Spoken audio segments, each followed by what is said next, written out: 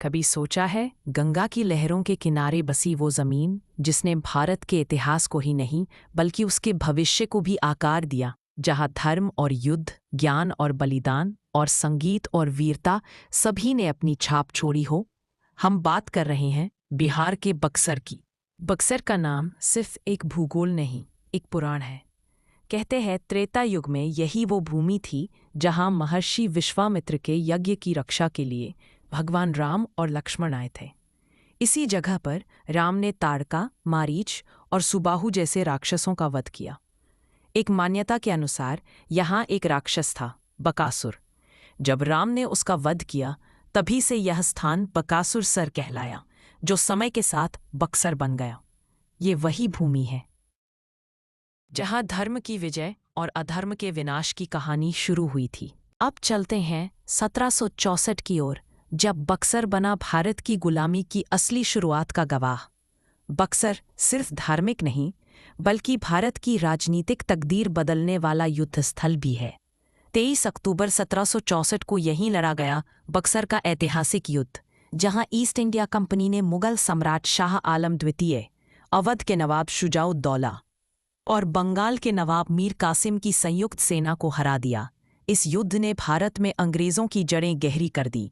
इसी के बाद उन्हें बंगाल, बिहार और उड़ीसा की दीवानी आधिकारिक रूप से मिल गई और भारत गुलामी की ओर और एक कदम बढ़ गया। 1857 की पहली स्वतंत्रता क्रांति में भी बक्सर पीछे नहीं रहा।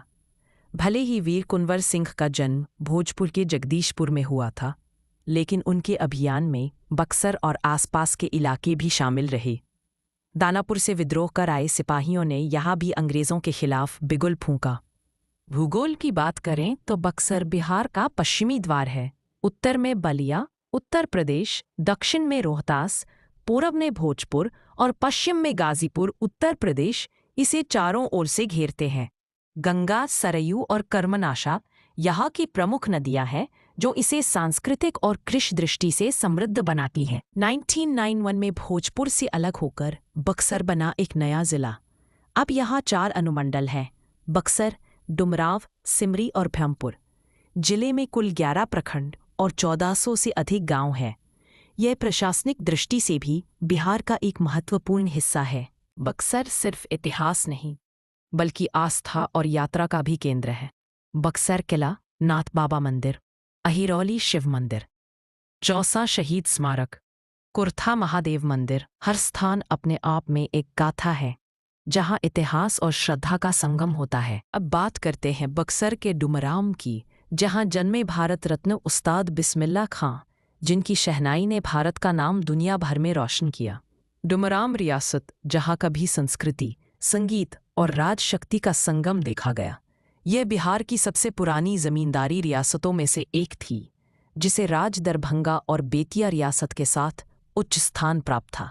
यहाँ का राजमहल वास्तुकला उस समय की अंग्रेजी और भारतीय शैलियों का अनोखा मिश्रण था, जो आज भी धरोहर के रूप में बचा है। डुमराव रियासत के दरबार में संगीत और कला को राज्य संरक्षण मिला करता था। यही वह परंपरा है जिसने बिस्मिल्लाह खां जैसे कलाकारों को जन्म दिया। जानकारी के मुताबिक भारत रत्न बिस्मिल्लाह खां भी आरंभिक दिनों में महाराजा के गढ़ स्थित बिहारी जी मंदिर में शहनाई बजाते थे। ये वो धरती है जिसने सुरों को संजीवनी दी और हर साज की आवाज को पहचान दिलाई। बक्सर ने देश को कई महान हस्तियां दी। मीरा कुमार भारत की पहली महिला लोकसभा अध्यक्ष, उस्ताद बिस्मिल्लाह खां शहनाई सम्राट, कैलाशपति मिश्रा जनसंघ नेता, बिहार भाजपा के प्रथम अध्यक्ष, बिहार के पूर्व मुख्यमंत्री कमल बहादुर सिंह, डुमराव राज के अंतिम महाराजा, स्वतंत्रता सेनानी और समाज सेवी। इनके साथ साथ कई ऐसे अज्ञात नायक हैं जिनका नाम इतिहास की किताबों में भले न हो, लेकिन बक्सर की मिट्टी उनकी गवाही देती है। आज का बक्सर न सिर्फ इतिहास से जुड़ा है बल्कि कला और विकास से भी। डुमराव वुडक्राफ्ट को जीआई टैग मिल चुका है। लकड़ी पर की जाने वाली बारीक नक्काशी को अब अंतर्राष्ट्रीय पहचान मिल रही है। इसके साथ साथ एम्स प्रस्ताव, 4 लेन सड़कें, रेलवे जंक्शन का विकास बक्सर को आधुनिक युग में ले जा रहे हैं। तो बक्सर सिर्फ एक जिला नहीं, यह एक ऐसी भूमि है जहां हर नदी एक कथा कहती है हर मंदिर एक इतिहास बयां करता है और हर गली एक विरासत को जीवित रखती है। यहाँ की मिट्टी में धर्म है, बलिदान है और उम्मीद की वो खुशबू है जो आने वाली पीढ़ियों को प्रेरणा देती रहेगी। बक्सर है वीरता, संस्कृति और विकास का संगम।